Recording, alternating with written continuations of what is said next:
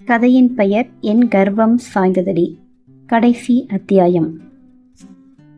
குமரனின் மூலம் விஷயத்தை கேள்விப்பட்ட சிவகுமார் என்ன கூறுவது என்றே தெரியவில்லை. அர்ஜுன் சக்கரவர்த்தியின் உயரம் நன்கு அறிந்திருந்தவர் இதெல்லாம் நடக்குமா என்று ஐயம் கொண்டார். மங்களத்தின் இடமும் இது குறித்து கூறியவுடன் மங்களத்திற்கு அழுகைதான் வந்தது. எத்தனை பிரச்சனை வந்தாலும் எதிர்கொள்ளலாம், ஆனால் மகளின் திருமணம் நல்லபடியாக அமைய வேண்டுமே. சிவகுமார் கூறியதை வைத்து பார்த்தால் இந்த திருமணம் சாத்தியமில்லை. தனது மகளின் நிலை என்னவாகும் என்று அந்த தாயின் உள்ளம் பரிதவித்தது. இதெல்லாம் அர்ஜுன் சைந்தவியை அவர்கள் வீட்டிற்கு அழைத்து வரும் வரைதான். வந்தவன் வந்தவுடனேயே சிவகுமார் மங்களத்தின் காலில் விழுந்து ஆசீர்வாதம் வாங்கினான். எவ்வளவு பெரிய மனிதர் தன் காலில் விழுவதா என்று சிவகுமார் பதறி விலகினார். ஐயோ சார், நீங்க எவ்வளவு பெரிய ஆளு, என் காலில் போய் விழலாமா என்று சிவகுமார் பதட்டப்பட படபடத்து போய் கேட்டார். ஆனால் அர்ஜுன் எவ்வளவு பெரிய ஆளாக இருந்தாலும் நீங்கள் தான் எனக்கு மாமனார் என்று கூறி சிரித்தான். அர்ஜுன் இவர்கள் வீட்டிற்கு வந்ததே அதிர்ச்சி என்றால் அவர்களின் காலில் விழுந்து ஆசீர்வாதம் வாங்குவது இன்னும் பேரதிர்ச்சி. சிவகுமாருக்கும் நம்பவே முடியவில்லை. அதுவும் மங்களத்திற்கு கூறவா வேண்டும்? அவர் வானத்தில் உச்சிக்கே சென்று விட்டார் மகிழ்ச்சியில். சைந்தவிக்கு அர்ஜுன் தன் பெற்றோருக்கு அளித்த மரியாதையை கண்டு அவள்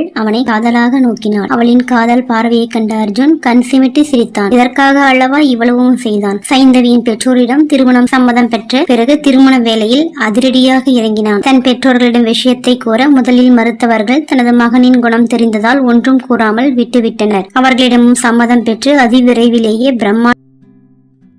ஹாய் ஃப்ரெண்ட்ஸ், இந்த கதையின் மீதியை தெரிந்து கொள்ள மறக்காமல் லைக் பண்ணுங்கள், சப்ஸ்கிரைப் பண்ணுங்கள், உங்கள் ஃப்ரெண்ட்ஸுக்கு ஷேர் பண்ணுங்கள். நன்றி, வணக்கம்.